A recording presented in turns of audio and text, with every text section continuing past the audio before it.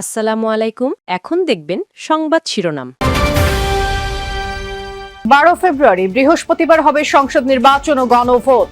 30 December শুরু মনোনয়ন দাখিল। সবাইকে আচরণবিধি মেনে তফসিলে সন্তুষ্ট বিএনপি, স্বাগত জানিয়েছে জামায়াত এনসিপিও। উন্মোচিত হবে নতুন দিগন্ত, আশা নেতাদের।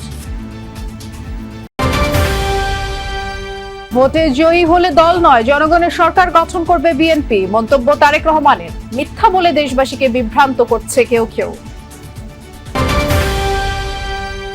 আসিফ মাহফুজকে উপদেষ্টা পরিষদের আনুষ্ঠানিক বিদায়। ছেড়ে যাওয়া মন্ত্রণালয়গুলোর দায়িত্ব পুনর্বন্টন করবেন ডক্টর মোহাম্মদ ইউনূস। এতক্ষণ দেখছিলেন সংবাদ শিরোনাম, এখন দেখবেন বিস্তারিত। বহুল কাঙ্ক্ষিত ত্রয়োদশ জাতীয় সংসদ নির্বাচন ও গণভোট আগামী 12 ফেব্রুয়ারি। এবার 1 ঘন্টা বাড়ানো হচ্ছে ভোট গ্রহণের সময়। মনোনয়ন জমা দেওয়া যাবে 29 ডিসেম্বর পর্যন্ত। প্রার্থীরা প্রচারণা করতে পারবেন 22 জানুয়ারি থেকে 10 ফেব্রুয়ারি পর্যন্ত। বৃহস্পতিবার সন্ধ্যায় জাতির উদ্দেশ্যে ভাষণে জাতীয় নির্বাচনের তফসিল ঘোষণা করেন প্রধান নির্বাচন কমিশনার এএমএম নাসির উদ্দিন। বলেন, এবারের নির্বাচন ভাবমূর্তি পুনরুদ্ধারের সুযোগ। রাজনৈতিক দলগুলোকে আচরণবিধি মেনে চলার আহ্বান জানান সিইসি। কবে হবে নির্বাচন, আদৌ হবে কিনা, এমন প্রশ্ন জল্পনা কল্পনায় বেশ কিছুদিন ধরে। অবশেষে তার অবসান হলো। ঘোষণা করা হয়েছে জাতীয় নির্বাচনের তফসিল। বৃহস্পতিবার সন্ধ্যা 6টায় জাতির উদ্দেশ্যে ভাষণ দেন সিইসি এএমএম নাসির উদ্দিন। সেখানে তিনি তফসিলের বিস্তারিত তুলে ধরেন। জানান, এবার মোট ভোটার সংখ্যা 12,76,95,000, পুরুষ ভোটার 6,48,14,000 ও নারী ভোটার 6,28,79,000। আগামী 2026 সালের ফেব্রুয়ারি মাসের 12 তারিখ রোজ বৃহস্পতিবার 300 আসনে ত্রয়োদশ জাতীয় সংসদ সাধারণ নির্বাচন এবং একই সাথে জুলাই জাতীয় সনদ সংবিধান সংস্কার বাস্তবায়ন আদেশ 2025-এর উপর গণভোট অনুষ্ঠিত হবে। 20 জানুয়ারি 2026 রোজ মঙ্গলবার রিটার্নিং অফিসার কর্তৃক চূড়ান্ত প্রার্থী তালিকা প্রকাশ ও প্রতীক বরাদ্দ 21 জানুয়ারি 2026 তারিখ রোজ বুধবার। নির্বাচনী প্রচারণা চলবে 22 জানুয়ারি 2026 রোজ বৃহস্পতিবার হতে ভোট গ্রহণ শুরুর 48 ঘন্টা আগ পর্যন্ত।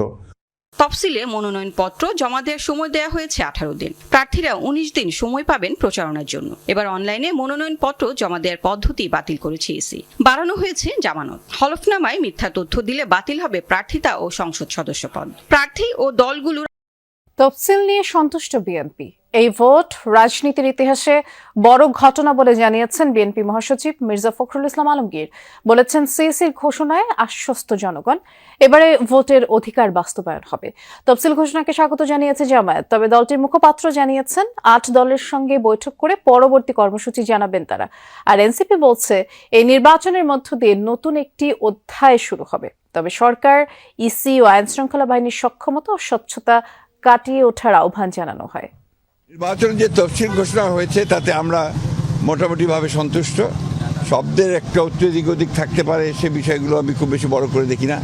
মূল বিষয়টা হচ্ছে যে আজকে 2026 সালের ফেব্রুয়ারির 12 তারিখে যে নির্বাচনের ঘোষণা হয়েছে, একই সঙ্গে জাতীয় সংসদ নির্বাচন এবং গণভোটের নির্বাচন, যেটা আমি মনে করি যে বাংলাদেশের রাজনৈতিক ইতিহাসে নিঃসন্দেহে একটি অত্যন্ত বড় উল্লেখযোগ্য একটা ঘটনা। ত্রয়োদশ জাতীয় বিএনপির দেশ গড়ার পরিকল্পনা ঘরে ঘরে পৌঁছে দিতে নেতাকর্মীদের নির্দেশ দিয়েছেন ভারপ্রাপ্ত চেয়ারম্যান তারেক রহমান।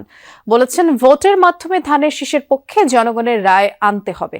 রাজধানীতে এক অনুষ্ঠানে ভার্চুয়ালি যোগ দিয়ে তারেক রহমান বলেছেন, জনগণের সামনে উন্নয়ন পরিকল্পনা কেবল বিএনপি তুলে ধরেছে।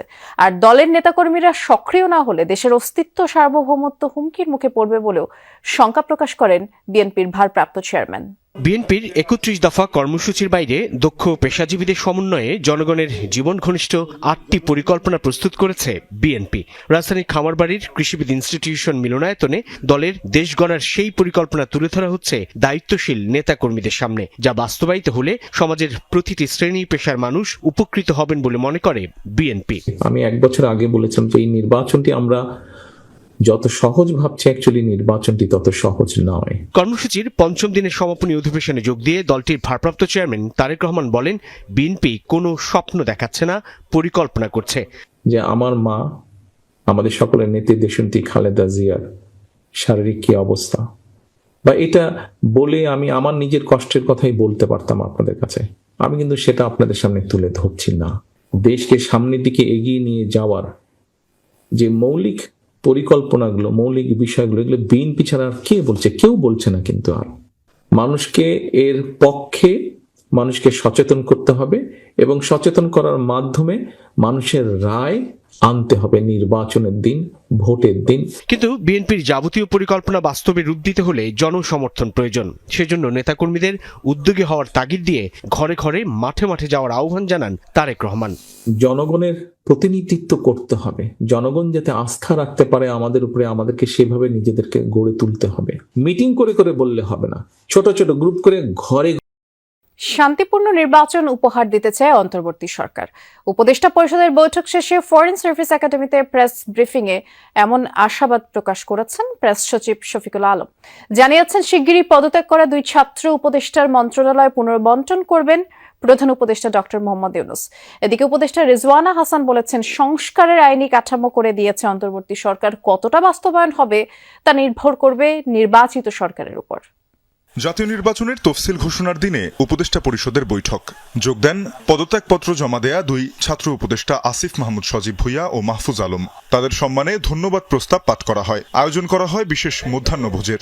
বিদায় মুহূর্তটিকে আবেগঘন বলে উল্লেখ করেন পরিবেশ উপদেষ্টা সৈয়দা রিজওয়ানা হাসান। আজকে তাদেরকে আমরা বিদায় জানালাম, কারণ একটা বিশেষ প্রেক্ষাপটেই এই সরকারটা দায়িত্ব গ্রহণ করে এবং এই সরকারের একটা খুবই গুরুত্বপূর্ণ অংশ ছিল গণ অভ্যুত্থানের শক্তি হিসাবে এই ছাত্রদের অংশগ্রহণ সরাসরি সরকারি কাজে। পরে ফরেন সার্ভিস একাডেমিতে উপদেষ্টা পরিষদের বৈঠকের বিস্তারিত জানান প্রেস সচিব। বলেন, নির্বাচনকালীন সরকারের আকার একই থাকবে, তবে পুনর্বণ্টন করা হবে বিদায়ী 2 উপদেষ্টার মন্ত্রণালয়। তারা কালকে পদত্যাগপত্র জমা দিয়েছেন, প্রধান উপদেষ্টা সেটাকে পদত্যাগপত্রগুলো রিসিভ করেছেন, বাট উনি বলেছেন এটা কার্যকর হবে তফসিল ঘোষণার সাথে। তাহলে তফসিল ঘোষণার পরেই যেগুলো বিধিবদ্ধ রুলস আছে সেগুলো অ্যাপ্লাই হবে।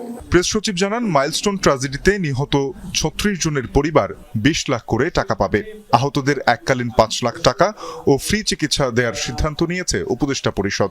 যারা শহীদ হয়ে মারা গিয়েছেন তাদেরকে 36 জনকে 20 লাখ টাকা করে দেওয়া হবে এবং আহতদের 20 লাখ টাকা এককালীন দেওয়া হবে এবং আহতদের এককালীন 5 লাখ টাকা দেওয়া হবে এবং যারা আহত হয়েছেন অনেক দিন ধরে তাদের চিকিৎসা লাগবে